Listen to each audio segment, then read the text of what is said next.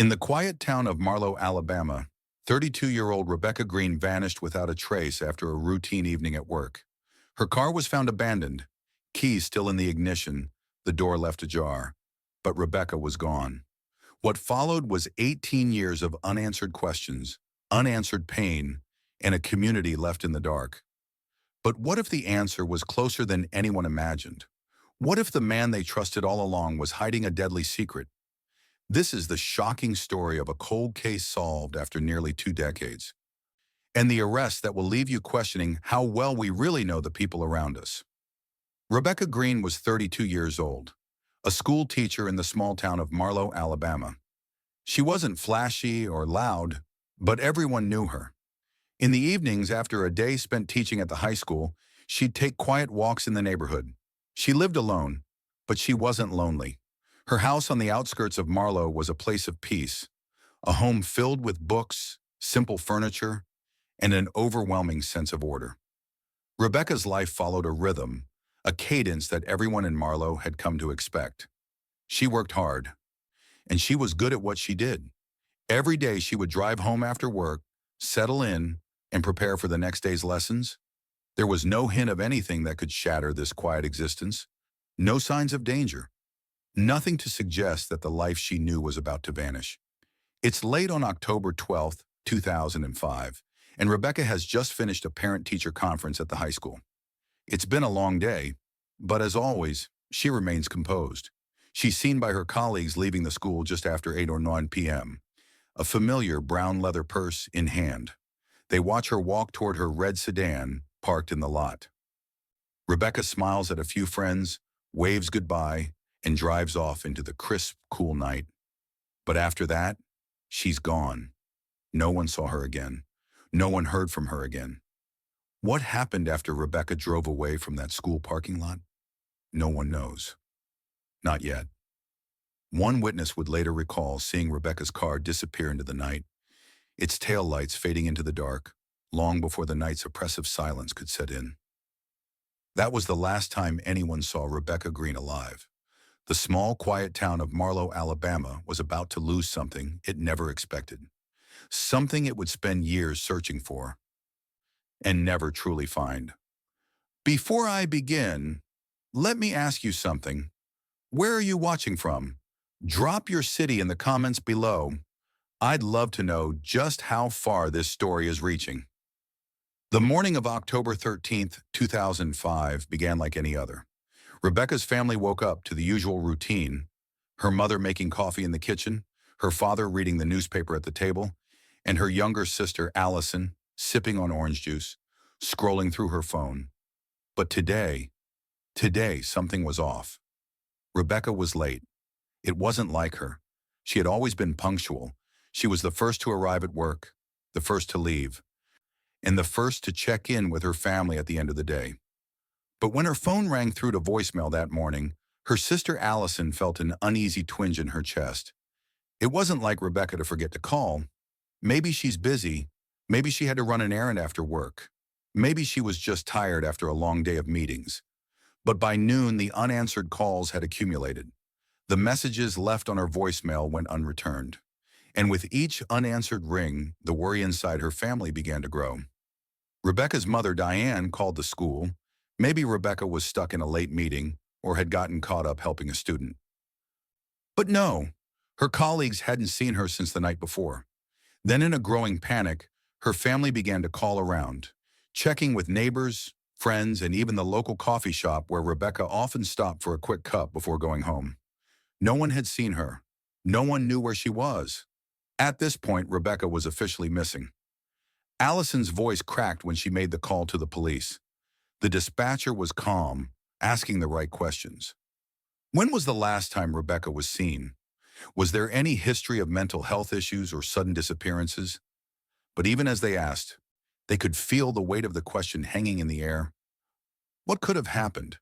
The police reassured them that it wasn't out of the ordinary for someone to go missing for a day, that she could have just taken a spontaneous trip, or maybe she had been delayed at a meeting. But something in the way they spoke, so matter-of-fact, so casual, didn't sit right. This wasn't like Rebecca. This wasn't just some errant absence. By mid-afternoon, the police were officially involved. Officers arrived at Rebecca's home to investigate, their uniforms a jarring contrast to the quiet neighborhood she had called home for years. They began retracing her steps, going over the last known events with her family. What did she wear? What was her route home? Did she mention any plans for that evening?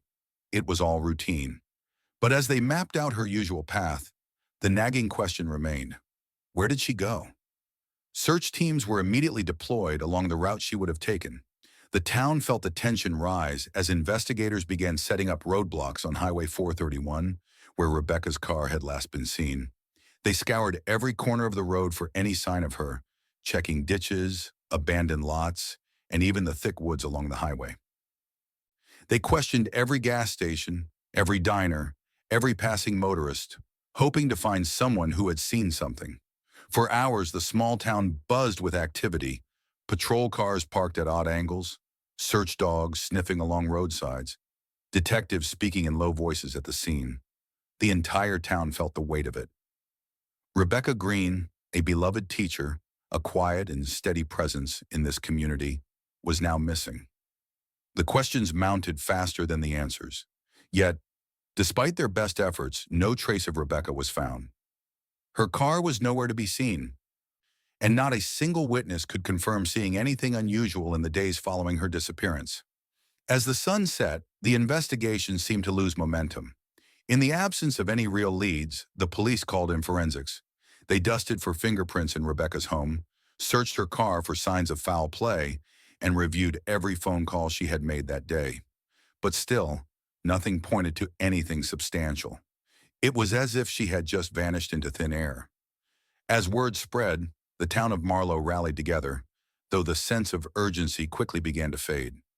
Volunteers gathered in the school's parking lot, preparing to search for Rebecca, combing the woods around her home, and checking the nearby fields. The community had come together, just as they always did in times of trouble. But as the hours ticked by, doubt began to seep in. How long could this last? At first, the community was hopeful. Their small town had never seen a case like this before, and the hope was that Rebecca would be found, alive, perhaps a little shaken up, but ultimately okay. Her students made missing posters, and the local church put out a prayer request for her safe return. But the longer she was missing, the more the whispers grew. Some town members started to question if Rebecca had run off on her own, maybe seeking a break from the pressures of life. Others, especially those who knew her best, believed there was no way she would have just vanished like that without any word or explanation. The police continued their search, but it began to feel less like a focused effort and more like a public display to appease the growing concerns. As the days passed, the spotlight on Rebecca's case began to dim. People started to go back to their daily routines, businesses returned to normal, and the news cameras started to pack up and leave. Rebecca's family, however, didn't give up. They continued the search every day, going door to door, handing out flyers, speaking to anyone who might have seen something. They wouldn't let her name be forgotten, not after what they'd already been through. But each passing hour, each passing day, chipped away at their hope. What if something had happened to her? What if it wasn't just a simple disappearance? With every passing day, hope slips further away.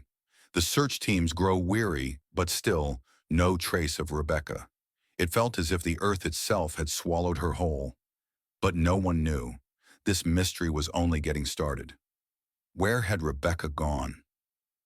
What had happened to her after that last fleeting sighting on the highway?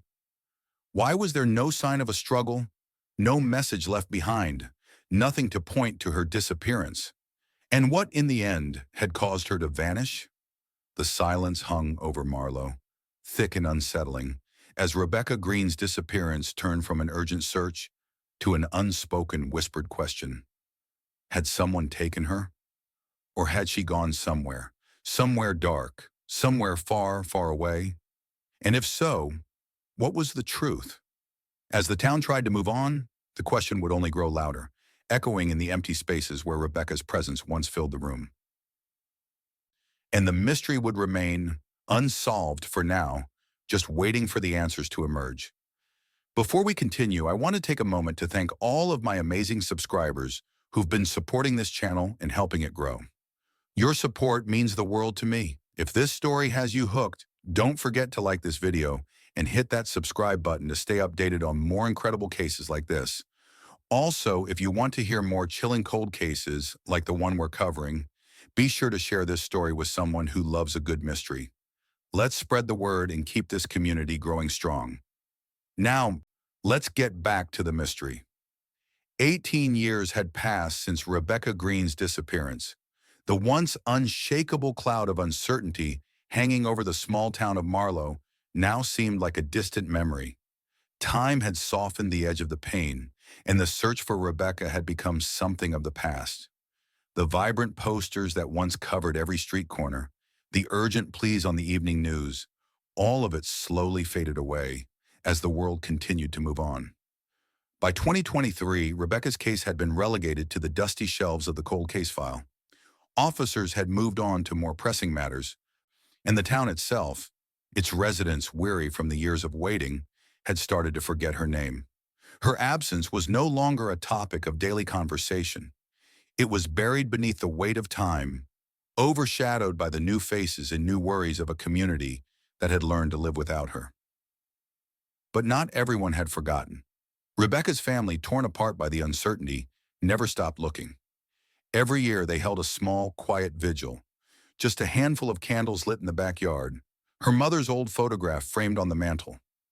Every year her mother would make the same prayer, begging for an answer, for any sign that might bring their daughter back. Her father, though aged and frail, still clung to the hope that somehow, someday, Rebecca's story would be unraveled. They refused to let her be forgotten. And then, just when it seemed like the investigation was completely buried in the past, new technology breathed life into the case once more. It all started with a breakthrough in forensic science. In 2023, the Alabama State Lab announced that a new technique, an advanced form of forensic genealogy, had been developed. This technology, which used DNA analysis to trace family trees, had revolutionized the way authorities approach cold cases. It had already been used in several high-profile cases, bringing new hope to families desperate for answers. Marlowe's police department, still holding on to their hope for closure, decided to revisit Rebecca's case. The evidence that had been gathered years ago, physical remnants that hadn't been properly processed at the time, was now going to be re-examined with this new technology. It was a chance, a slim one, but a chance nonetheless. The DNA from Rebecca's personal items, her purse, her hairbrush, even traces of her lipstick found on a napkin in her car, was carefully preserved. It had been overlooked before, dismissed as irrelevant or too degraded to yield any results. But with forensic genealogy advancing, investigators realized they could now dig deeper into the genetic material, compare it against a massive database of genetic profiles, and potentially uncover a lead that had been lying dormant for years. The first test came back with a match, a name that no one had thought about in years: John Clark. John Clark, the name hit like a punch to the gut. He had been a trusted figure in the community, a man whose face was familiar to almost everyone in town. He was known for his work at the local garage, a mechanic who had earned a reputation as reliable, friendly, and always willing to lend a hand. He had lived in Marlowe for years, and for most, he was simply another face in the crowd, a part of the town's fabric. But in the blink of an eye, that name, once so familiar, had been dragged into the dark corners of Rebecca's disappearance. What had once seemed like a harmless, unimportant detail was now an undeniable piece of evidence. John Clark's DNA had been found on Rebecca's personal belongings, DNA that had been carefully preserved, DNA that connected him to the crime scene. His name had been mentioned during the original investigation, but at the time, there wasn't enough evidence to even consider him a serious suspect. He had been cleared early on, a man with an alibi, and no one had thought twice about him after that. But now, 18 years later, everything had changed. John Clark, cleared, forgotten, and left behind in the dust of a closed case, was now at the center of it all. The DNA match was undeniable. But how could this man, who had been trusted by so many, have been involved in something so sinister? The discovery raised more questions than it answered. Who was John Clark, really? Had he been hiding his dark side all these years?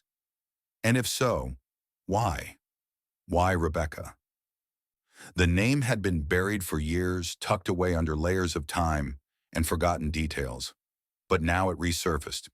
John Clark, a man once cleared of any wrongdoing, was now the prime suspect in Rebecca Greene's disappearance. The question that everyone had asked back then, and that had never been answered, now loomed larger than ever. What had happened to Rebecca Greene? What had they missed all those years ago? How had they been so blind to the signs? And what had John Clark been hiding all this time? The case, which had been dismissed as another unsolved mystery, was now a puzzle that no one could ignore. The small town of Marlowe, once at peace, now stood on the precipice of an unsettling truth. Could someone they had all known and trusted, someone so embedded in their community, have committed such a heinous crime? As the investigation continued, the pieces started to fall into place. But at what cost? The discovery was only the beginning. The search for answers was far from over. And the deeper they dug into John Clark's life, the darker and more complicated the story became. The more they learned about him, the more unsettling it all seemed. And the real question remained, how far would they have to go to uncover the truth? The town's tranquility had been shattered, and with every new revelation, it seemed that there was no turning back. The truth was out there, but would they be able to find it in time? Detective Sarah Miller sat at her desk, sifting through the case files with a laser focus. Each page, each scrap of information, felt like it held the key to unraveling the mystery of Rebecca Greene's disappearance. She had seen cold cases before, cases that, over time, had faded into the background of police work, their mysteries buried under layers of time and inaction. But this one, Rebecca's case, felt different. There was something in the air, an undeniable shift, something she couldn't quite put her finger on, but she could feel it. John Clark's name had been circling back through the investigation, and Sarah knew it was no coincidence. His name, so innocently familiar in the small town of Marlowe, now loomed over the case like a shadow. She had to dig deeper, find out who this man truly was. Was he the quiet mechanic everyone knew and trusted, or was there something darker lurking beneath the surface? As Sarah pulled up Clark's file on her screen, she couldn't help but feel a sense of dread building in her chest. The man had been part of the town for years. He had been involved in the community, helping neighbors, fixing cars, and smiling in the local diner. But that was the public face, the face everyone thought they knew. What about the man behind the mask? Her first step was to dig into Clark's history. What had he been up to before Rebecca's disappearance? What was his life like? What had shaped him into the man he was today? As Sarah reviewed John Clark's past, she uncovered a disturbing pattern, one that had been hiding in plain sight all along. It wasn't just that Clark had been present in Rebecca's life. It was the way he had been present. It wasn't just casual acquaintance, a neighborly friendship. It was obsession.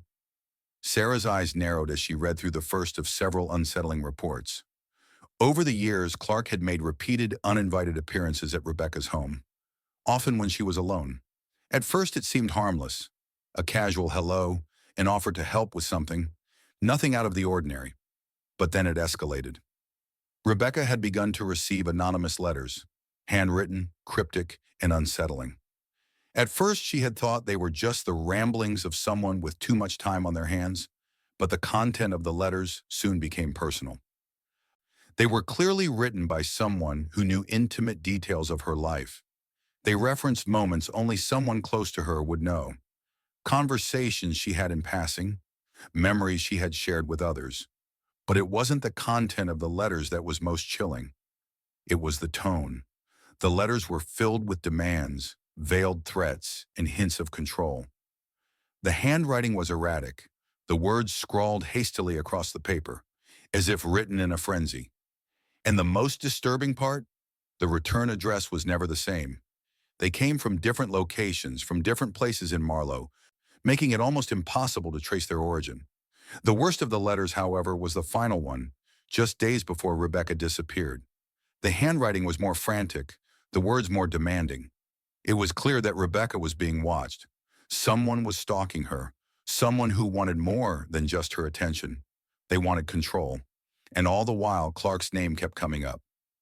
Neighbors had seen him lingering around Rebecca's house, always under the guise of being helpful, always with that warm, familiar smile.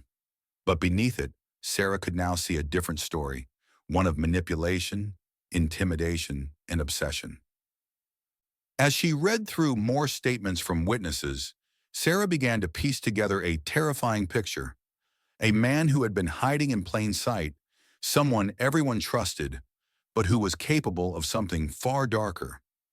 As Sarah dug deeper, more connections surfaced. It wasn't just Clark's presence in Rebecca's life that was troubling. It was the nature of his interactions with her. He had been following her, slowly and subtly, watching her every move. But what had seemed like innocent curiosity now appeared to be something much more sinister. There were multiple reports of Clark showing up at local events, where Rebecca was present, and making awkward, almost invasive attempts to speak with her. He had even followed her to the grocery store one afternoon, watching her through the aisles from a distance. Rebecca had seemed uncomfortable, but as with everything else, she had brushed it off, dismissing it as harmless. He was just a familiar face in the neighborhood. Nothing to be concerned about. But as Sarah spoke to more of Rebecca's colleagues, the picture grew even darker. Several of them recalled instances when Rebecca had confided in them about feeling uneasy, about a strange man in the neighborhood who wouldn't leave her alone. She had laughed it off at the time, chalking it up to the pressures of her job and the oddities of small-town life. But now, in light of the new evidence, Sarah could see it for what it truly was. A woman trapped in a cycle of harassment, unable to escape the ever-tightening grip of someone who had been silently watching, waiting, and plotting for far too long. The walls were closing in.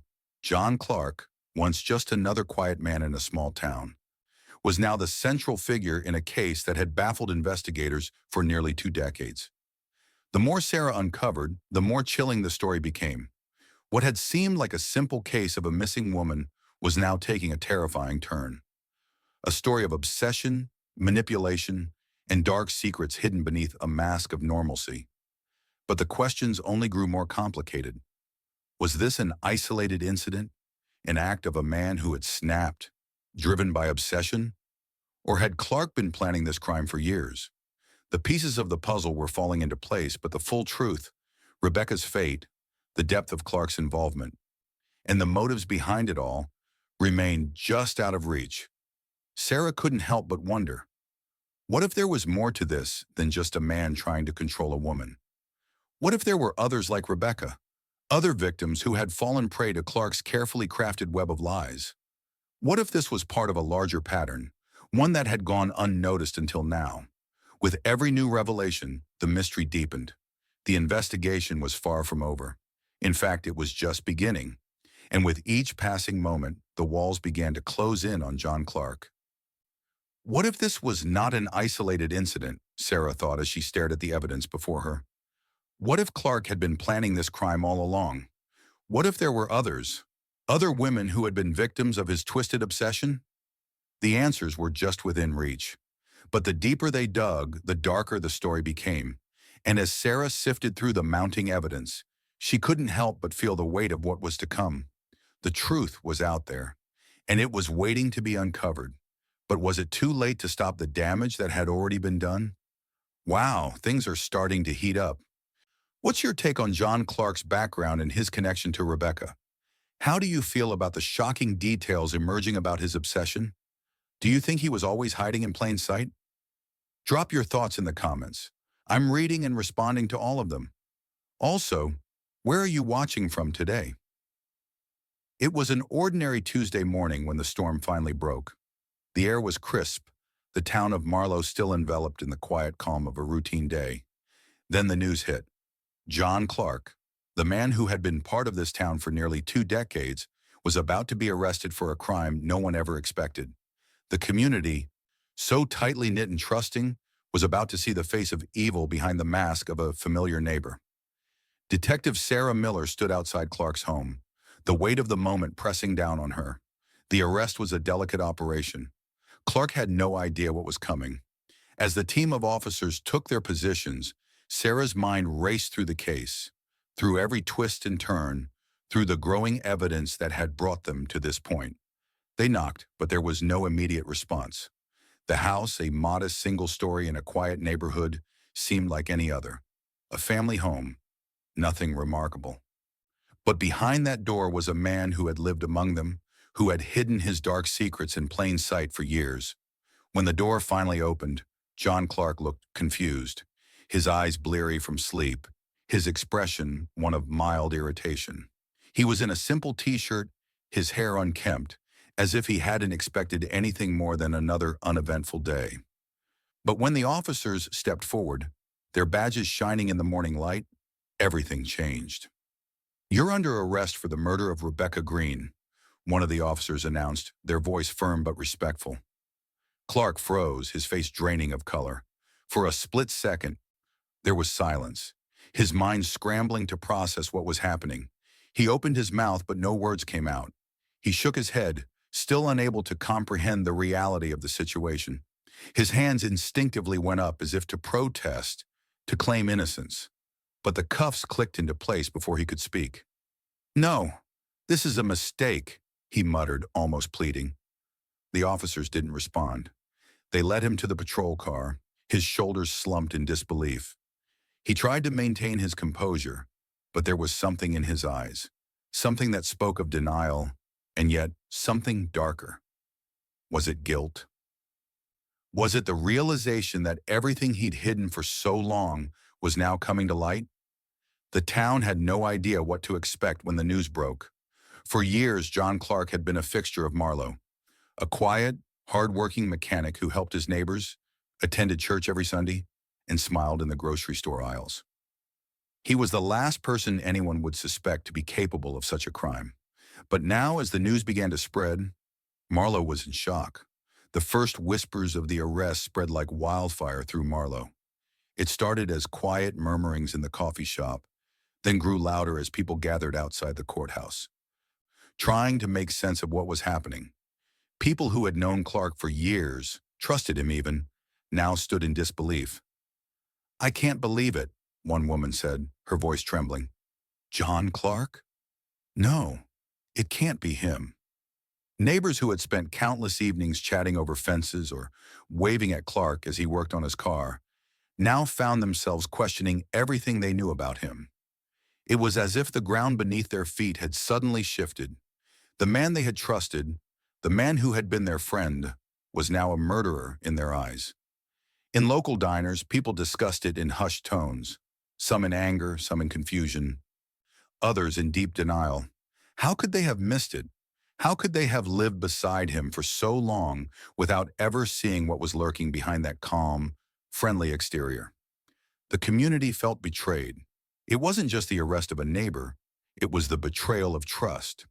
John Clark had been a part of the fabric of their lives. The man who helped fix cars, the man who shared a quiet word on Sunday mornings at church. How could he have been hiding something so sinister? For some, the shock was too much to bear. "I never thought he was capable of this," said a woman who had known Clark for years. "He was always so kind, so normal. How could we have missed the signs?" But the signs had been there all along. The stalking, the anonymous letters, the strange behavior. But no one had connected the dots. The truth, as it often does, had been hiding in plain sight. The question echoed in every conversation, on every street corner. How had Clark managed to live among them for so long without anyone noticing? As the arrest made headlines, the investigation continued, but new questions began to emerge. The more the townspeople tried to reconcile the Clark they knew with the man now accused of murder, the more the details became unsettling. Clark had spent years living in Marlowe, trusted by everyone, admired by many. He had worked on cars, had been seen at church, had even shared a beer or two with the local men at the bar. He was someone who seemed so familiar, so safe. Yet it turned out that behind his calm exterior had been a darkness, a twisted obsession with Rebecca Greene that had slowly built over time.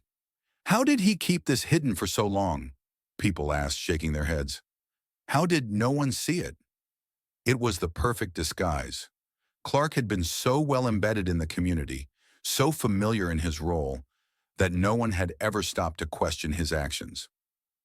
The letters had been dismissed as harmless, just another weird thing in a small town. The strange incidents, the arguments with Rebecca, the subtle intimidation, no one had put the pieces together.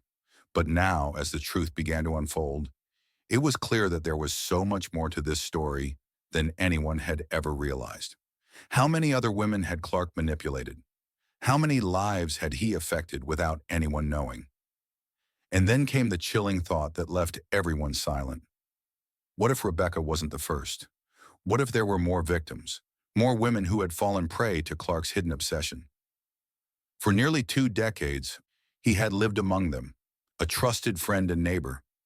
Now the truth was coming to light, and the community was left to pick up the pieces of the lie they had been living. The arrest of John Clark was just the beginning.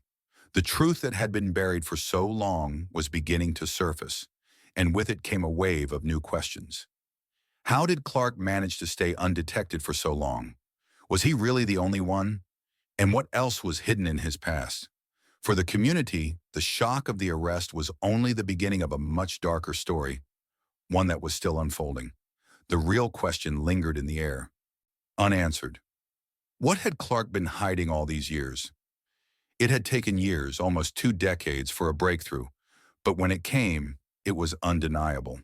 The evidence gathered from what seemed like innocent items was now the thread that would unravel the mystery of Rebecca Greene's disappearance. The DNA samples once overlooked had now come to define the case. It all started with a simple hairbrush, Rebecca's personal belongings, the kind of things you'd never suspect could hold the key to solving a murder. The brush left behind in her car had been a silent witness to the crime. As the forensic team sifted through the contents of the car, testing every item they could find, they stumbled upon a match, a trace of John Clark's DNA. It was faint at first, almost too small to be certain. But as the lab work continued, it became clear. Clark's DNA was everywhere it shouldn't have been. A tiny strand of hair, a smudge of skin cells, traces on the purse, even faint DNA left behind on the handles of the car. It was as if he had been there, part of the crime scene in ways no one could have predicted. It wasn't just 1 or 2 tiny samples. There was a definitive pattern emerging. Pieces of Clark were now embedded in Rebecca's last known moments. DNA found on her personal items, a thread of connection to a man who had seemed so harmless. It was now impossible to ignore. John Clark was directly tied to Rebecca Greene's disappearance. No longer just a suspect, Clark was now the man who had been responsible. The DNA evidence was irrefutable, even to Clark's defense attorneys. The prosecutors could barely contain their satisfaction when the results were finally presented in court. With every genetic marker matching Clark, it was as if the very science that had been a mere theory years ago had now come to the rescue, bringing clarity to a case that had once seemed unsolvable. For the family, it was both a triumph and a tragedy. The questions that had lingered for so long, those questions that kept them awake at night, were now being answered with cold, hard facts. There was no denying it now. John Clark had been a part of this crime. His fingerprints were on the puzzle pieces that had been scattered for so long. But the DNA wasn't the only thing tying Clark to Rebecca. As investigators continued to dig deeper into his past, they uncovered something far more chilling, something that painted a clearer picture of the twisted obsession that had driven him to commit such a heinous act. A series of anonymous letters. The kind of letters that, at first, may seem like little more than a nuisance. Harmless notes left on a desk or slipped under a door.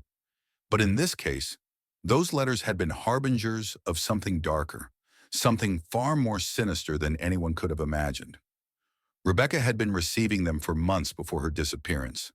Letters that seemed almost like an obsession. They weren't just vague threats or creepy anonymous notes. They were meticulously written with a clarity that only came from someone who knew Rebecca intimately.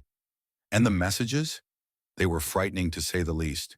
They spoke of control, of ownership, of knowing too much about her life. They were deeply unsettling. But at the time, no one could have connected them to John Clark. The letters had been dismissed, as many things are in a small town. Just another strange occurrence. But in hindsight, they painted a far clearer picture of what was really happening. John Clark, whose name had surfaced again and again during the investigation, had been the one writing those letters. The handwriting, the tone, the repetition of certain phrases, everything matched. He had been watching Rebecca. He had been controlling her from the shadows, manipulating her in ways no one had realized. It was chilling to think about now. Clark hadn't just been a stalker in the traditional sense. He had been orchestrating the entire situation, pulling the strings from behind the scenes, setting up Rebecca's downfall before anyone even realized what was happening. The letters were his way of asserting dominance, of letting her know that he had power over her, even if she didn't understand it at the time. Rebecca had been isolated, alone, and perhaps frightened, but no one knew. Not her friends, not her family, and certainly not the people of Marlowe. They had been oblivious to the growing danger she was in, trusting that her quiet life and predictable routine meant she was safe. But behind the scenes, John Clark had been biding his time, waiting for the right moment to act. And then came that night, Rebecca's last night, the last time anyone saw her alive. The letters had led to this. They had been a warning, a sign of what was to come. And now those letters weren't just evidence. They were the final pieces of a puzzle that, once completed, painted a picture of manipulation, control, and terror. The puzzle was almost complete, almost. The DNA, the letters, and the growing web of evidence pointed directly to John Clark. He had been living among them all these years, hiding in plain sight. But the question remained, how far did his manipulation go? What if Rebecca hadn't just been a victim of a random act of violence? What if instead she had been part of something much darker, something that had been brewing for years? What if Clark hadn't just been stalking her? What if he had been carefully planning her disappearance from the start? With every passing hour, more secrets began to surface. Each new revelation only added to the growing suspicion that there was so much more to Clark's story than anyone could have realized. And the more the investigators uncovered, the clearer it became that they were dealing with a man who had been hiding in plain sight for far too long. But how deep did the lies go? How many more secrets did John Clark have hidden beneath the surface? With every new piece of evidence, the case seemed to grow more complicated, more unsettling. The investigation was reaching its boiling point, and yet there was still so much to uncover. The final pieces of the puzzle were falling into place, but the truth was darker than anyone had expected. It was clear now, this was no simple case. It was a twisted tale of obsession, control, and manipulation. And the question lingered, how far was John Clark willing to go to keep his secrets hidden? This is where the pieces start coming together.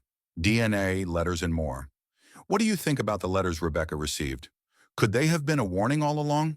Let me know what you think in the comments below and tell me where you're tuning in from. I read every single comment, and I'm happy to reply. The doors to the courthouse were heavy as they swung open, and inside, the atmosphere was thick with tension. It was the beginning of a trial that would dominate Marlowe, Alabama's attention for weeks.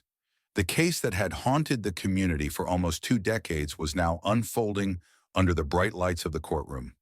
The years of speculation, the unanswered questions, the agonizing wait for justice, all of it was about to come to a head. John Clark sat in the defendant's chair, his face gaunt, the weight of the charges looming over him. The man who had once been a part of the town's fabric, trusted by neighbors, respected by colleagues, was now a man who had been accused of something unimaginable. His once innocent appearance, the calm demeanor that had fooled so many, now felt like a mask. The truth, too monstrous to ignore, was finally surfacing. The prosecution team wasted no time. They presented the overwhelming evidence, the DNA found on Rebecca's personal items, the chilling anonymous letters, and Clark's troubling history of obsessive behavior. The case was airtight, and as the witnesses testified and the evidence was laid bare, it seemed like the entire town would finally get the closure they had waited for. But Clark's defense team wasn't backing down. The defense attorneys, seasoned and sharp, immediately set to work. They attacked the DNA evidence, trying to discredit its validity. They questioned the integrity of the samples, suggesting that there had been contamination in the collection process. They argued that the DNA alone couldn't prove that Clark had been involved in Rebecca's disappearance. After all, DNA evidence could be circumstantial. The defense painted a picture of doubt, hoping to cast enough uncertainty into the minds of the jury. They want you to believe that this is all the evidence you need to convict a man of murder, the lead defense attorney argued, his voice steady but forceful. But this is not a slam dunk. This is a case built on assumptions, and assumptions don't belong in a court of law. It was a slick move. The jury, made up of citizens who had lived with this case for years, had seen the pain in Rebecca's family and had heard the mounting evidence. But now they were being asked to reconsider everything. The defense had one job: to create doubt, no matter how small, and they were doing it with surgical precision. As the trial unfolded, the stakes couldn't have been higher. Rebecca's family, sitting in the front row of the courtroom, faces drawn and somber, was at the mercy of the legal system. They had waited for 18 long years for this moment. The evidence, the DNA, the letters, everything seemed to point toward John Clark as the man who had taken their beloved Rebecca. Yet with each passing argument, the defense raised the bar for uncertainty. The DNA, the defense attorney continued, was found on a purse, on a hairbrush. We don't know when it got there. We don't know who put it there. It could have been months, maybe even years before the crime happened. It was a convincing argument, and it threw the prosecution off balance. For a moment, there was a flicker of doubt, a small crack in the otherwise solid case. The jury listened intently, their eyes glued to the defense team. They were trying to find the truth, but the defense was doing everything it could to cloud it. However, the prosecution was not about to let that crack widen. "Let's not forget the most important thing here," the prosecutor said, standing and addressing the jury. "We have more than just DNA. We have the letters that were sent to Rebecca, each one a chilling warning, each one detailing the mind of a man obsessed. These letters are not just some random event. They show the calculated behavior of a man who, for months, manipulated, controlled, and terrorized Rebecca." The prosecution painted Clark not just as a man whose DNA had been found at the scene, but as a man who had stalked, harassed, and terrorized his victim before ever laying a hand on her. They laid out the timeline of the anonymous letters, each one more disturbing than the last. They argued that the DNA evidence was not just a coincidence, but a direct link to Clark's obsession with Rebecca. These letters were the key. They were the fingerprints of a man who had been playing with his victim, toying with her emotions and manipulating her every move. The letters were now tied to the physical evidence. They weren't just creepy notes left by a deranged person. They were the fingerprints of a cold-blooded killer, someone who had methodically set the stage for Rebecca's disappearance. But still, the defense wasn't backing down. They continued to poke holes in the evidence, undermining its strength with technical arguments, suggesting that even though the DNA matched, it wasn't enough to prove murder. After all, Clark had been cleared of any involvement 18 years ago. What had changed? Could it be that the police had been too hasty in their assumptions? Could it be that they were simply trying to close an old case with new evidence that wasn't as solid as it seemed? The tension in the room was palpable as the jury listened intently, trying to reconcile the two sides. They had heard the emotional testimony from Rebecca's family, the evidence from the forensic team, and the chilling letters. But now they were hearing the defense's doubts. Doubts that weren't easily dismissed. The trial raged on. Every day the courtroom became more and more intense. The stakes were rising, and the pressure on both sides was building. For Rebecca's family, it felt like every argument made in defense of John Clark was a step further from justice. They had waited so long for answers, and now the very man they had suspected all those years was standing trial, only to have the defense cast doubt on every piece of evidence. The jury sat silently, their expressions unreadable. Some had begun to fidget, their minds likely swirling with all the information they had been given. Was the evidence enough to convict Clark? Or was there something more that had been missed, something that could change the course of this trial? As the day wore on, the tension in the courtroom reached a boiling point. The judge called a recess, and the courtroom buzzed with whispered conversations. The family's lawyer leaned in, speaking softly to Rebecca's brother, whose jaw was clenched in frustration. "I know it's hard, Doree," the lawyer said, "but we can't let this defense make us doubt what we know. The evidence is clear. John Clark is guilty. But was it? Was the evidence as clear as it seemed? Was there still something lurking in the shadows, waiting to be uncovered?" For now, the family could only wait. The defense had played their hand, and the prosecution was ready to fight back. But would it be enough to secure a conviction? As the jury filed out of the courtroom to deliberate, the world outside seemed to hold its breath. All eyes were on Marlowe, Alabama. The truth was finally within reach. But would the jury see it? Or would they be swayed by the defense's argument that the DNA was just a small part of the story? As the clock ticked, the tension was unbearable. The wait felt like an eternity, and the uncertainty that followed was even worse. The fate of John Clark, in the family's quest for justice, was now in the hands of 12 strangers who would decide if the truth had been revealed or if it would remain hidden in the dark. The trial was now in full swing. Would the defense manage to raise enough doubt, or would the overwhelming evidence finally bring closure to Rebecca's family? The stakes couldn't be higher. As the jury deliberated, the courtroom remained eerily silent, the tension thick enough to cut with a knife. The question on everyone's mind: would justice be served? The courtroom was silent as the final witness was dismissed, and the jury filed out for deliberations. But for Rebecca's family, the battle was far from over. The emotional toll of the trial had left its mark. For months, they had sat through every word, every testimony, every horrific detail. They had watched John Clark, once a trusted member of their community, sit across from them, his face stone cold, his eyes unyielding, as if the weight of their pain meant nothing. Rebecca's brother Daniel, who had once been the rock of the family, now sat hunched in his chair, his face worn with the passage of time and the weight of his grief. His once steady hands trembled slightly as he clutched the edge of the table. The images of his sister, the way she had been taken from them, the mystery that had haunted them for so long, were now flooding back in waves, each more painful than the last. This wasn't just a trial to Daniel.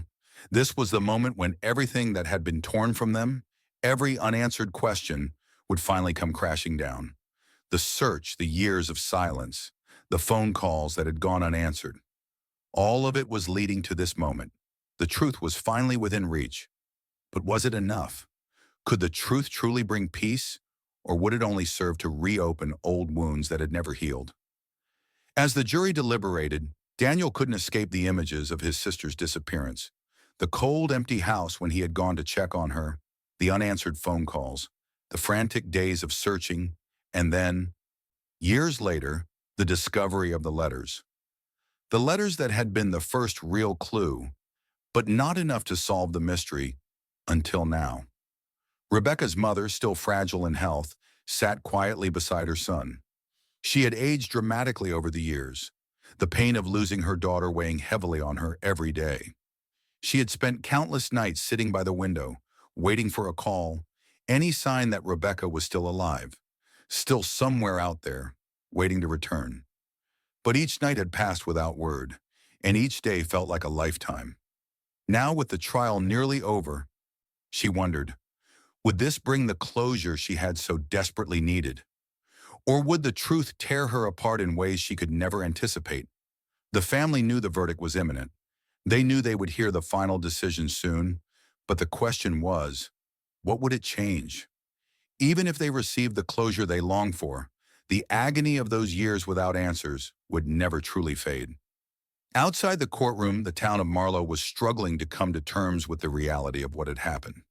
The small, quiet town that had once been a place where everyone knew each other's name, where neighbors helped one another without question, was now a town scarred by a dark, unimaginable secret. John Clark had once been a part of the town's fabric, an easygoing, friendly mechanic, someone who seemed to embody the simplicity and charm of Marlowe's way of life. He had attended church services every Sunday, chatted with neighbors in the grocery store, and often offered his help to anyone who needed it. He was, in many ways, the very image of a trusted member of the community. But now, as the trial continued, it became painfully clear that someone the community had known and trusted for years had been hiding an unspeakable secret. The man who had smiled and waved at people on the street, the man who had fixed cars for countless families, had been living a double life, one that had been hidden in plain sight. The same person who had been welcomed into homes for decades was now accused of abducting and murdering one of their own. The shockwaves reverberated through Marlowe like an earthquake, shattering the quiet facade of the town.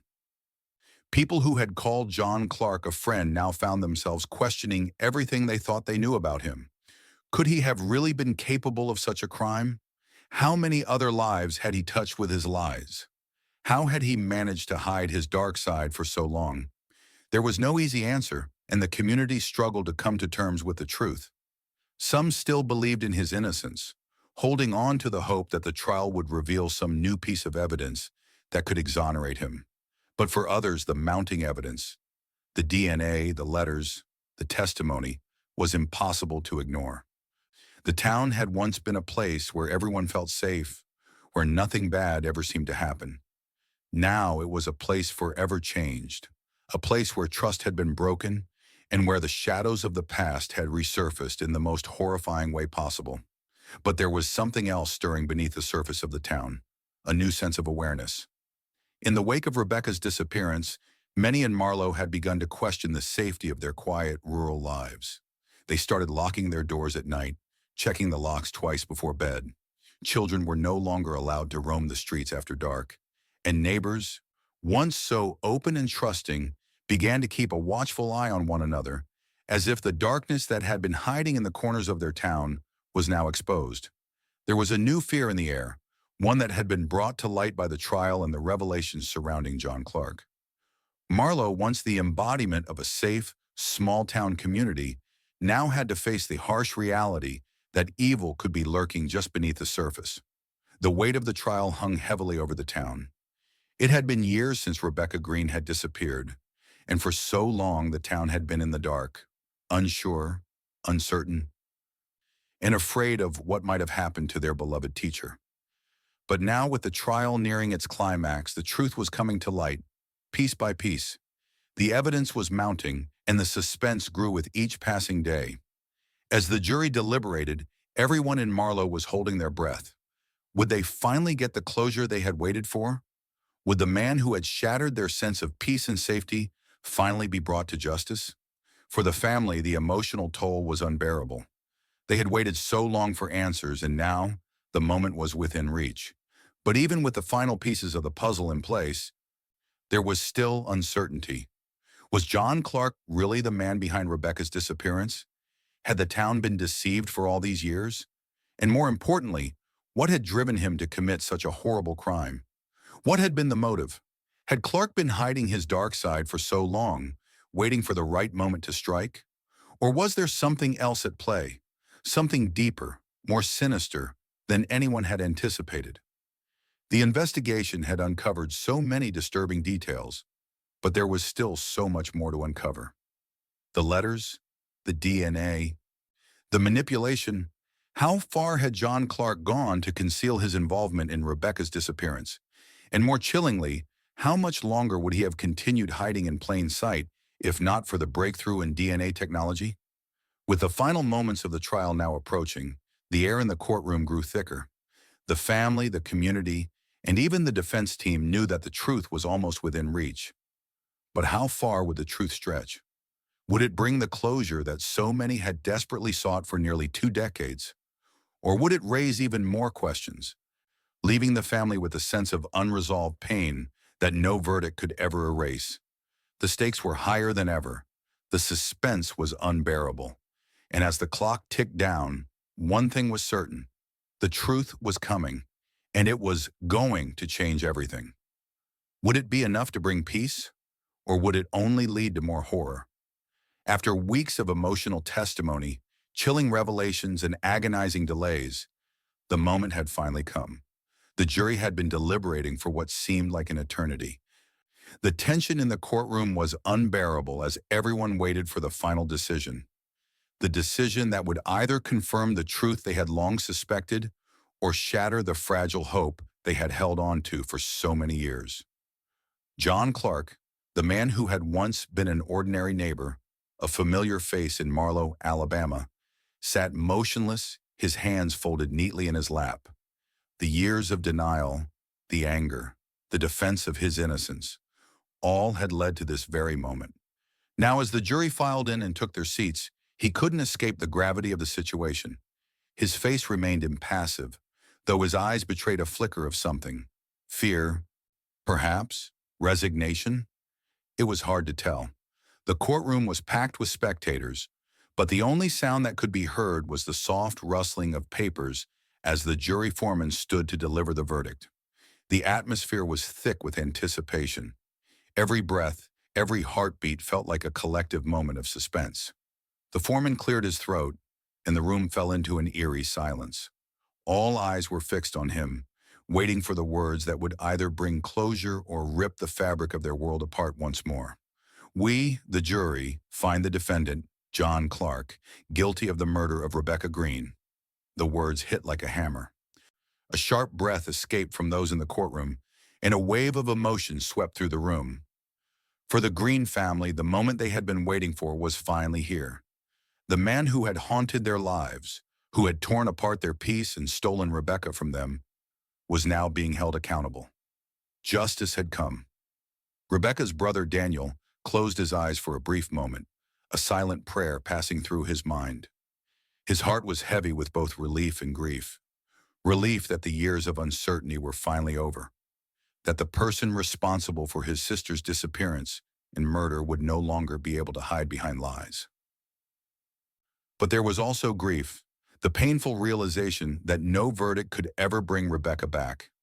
No justice, however hard won, could ever replace the sister, the daughter, the friend who was lost. For Rebecca's parents, the verdict was bittersweet. They had spent nearly 2 decades in agony, holding on to the hope that one day someone would pay for what had happened to their daughter. Now that hope had been realized, but it didn't fill the empty spaces that Rebecca's absence had left behind. Her mother, in tears, clutched a handkerchief to her face.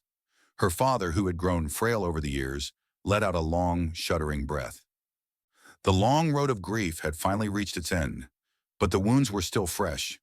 The justice they had yearned for would never erase the pain of losing Rebecca, of wondering every single day what had happened to her, of hoping against hope that she would come back. John Clark, however, did not show any outward emotion. He sat there still as a statue, his eyes staring straight ahead, his lips pressed into a thin line. To him, it was clear that this was not the end. There would be no peaceful resolution. As the verdict echoed in the courtroom, there was a chilling sense that this was just the beginning of a much darker tale. In the weeks that followed, the case of Rebecca Greene and John Clark was all anyone could talk about. News outlets across the country covered the trial, with the verdict sending shockwaves not just through Marlowe, but through the nation. It was a story that captivated the public's attention, a story about betrayal, obsession, and justice that had been delayed for far too long. This case highlighted the incredible power of modern forensic technology, DNA evidence, forensic genealogy, and the breakthroughs in cold case investigations that had made it possible to finally uncover the truth.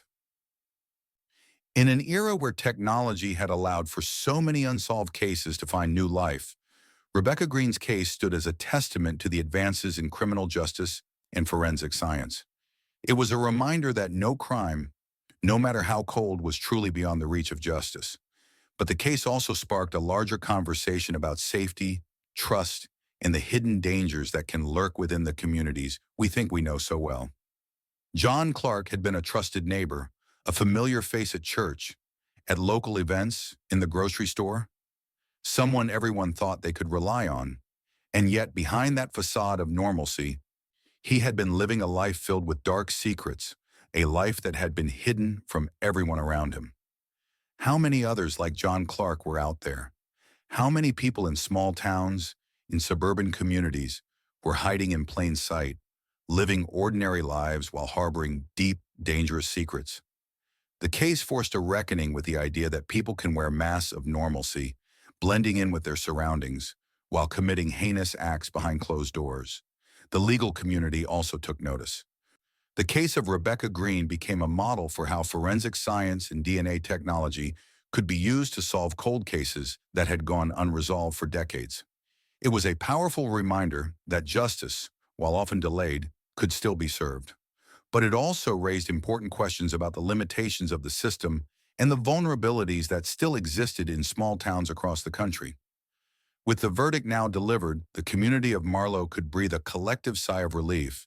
But there was still one lingering question, one final thought that wouldn't leave the minds of those who had followed the case so closely. John Clark was guilty of Rebecca's murder, but was that the whole truth? What else did he know? What had he been hiding all these years? The verdict had been delivered, but the truth, how much deeper did it go? Was this really the end of the story, or was it just the beginning? The arrest, the trial, the conviction? Did it truly close the book on this case, or was there more lurking in the shadows?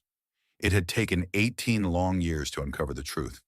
But now with John Clark behind bars, the town of Marlowe was left to rebuild. They would try to heal, to move on. But the lingering question remained. What other secrets had John Clark kept hidden? What more would come to light as the investigation continued to unfold? In the courtroom, as the gavel struck, signaling the finality of the verdict, the haunting thought echoed through the minds of all who had followed the case. For nearly 2 decades, the man who had shattered a community had lived among them, unnoticed. Now, as justice was served, it became painfully clear. There was more to the story than anyone had ever known. And so, the mystery remained. What other truths lay buried beneath the surface of John Clark's life? What other dark secrets would the investigation uncover? As the final pieces of the puzzle came together, the story was far from over. The town may have found justice for Rebecca Greene, but was the full story ever going to be told? Would they ever truly know everything that John Clark had hidden for so long? With that thought hanging in the air, the chapter closed, leaving behind only the echoes of unanswered questions and a town that would never be the same. The suspense lingered, thick and heavy, as the story of Rebecca Greene, her life, her death, and the man who had hidden in plain sight, continued to haunt the town of Marlowe. And as the camera panned over the courthouse, the last shot lingered on John Clark's cold, emotionless face, waiting for the final secrets to be uncovered. I want to sincerely thank all my amazing subscribers for being part of this journey, for helping this channel grow with your incredible support. If you found this story captivating, make sure you like this video, subscribe to the channel so you won't miss the next gripping case, and share this video with someone who's eager to hear solved cold cases like this. And don't forget to turn on the notification bell so you'll be the first to know whenever I drop another fascinating story. Want to hear more solved cold cases like this? You check out our previous videos on this channel. They'll keep you hooked. Stay tuned and keep uncovering the truth with us.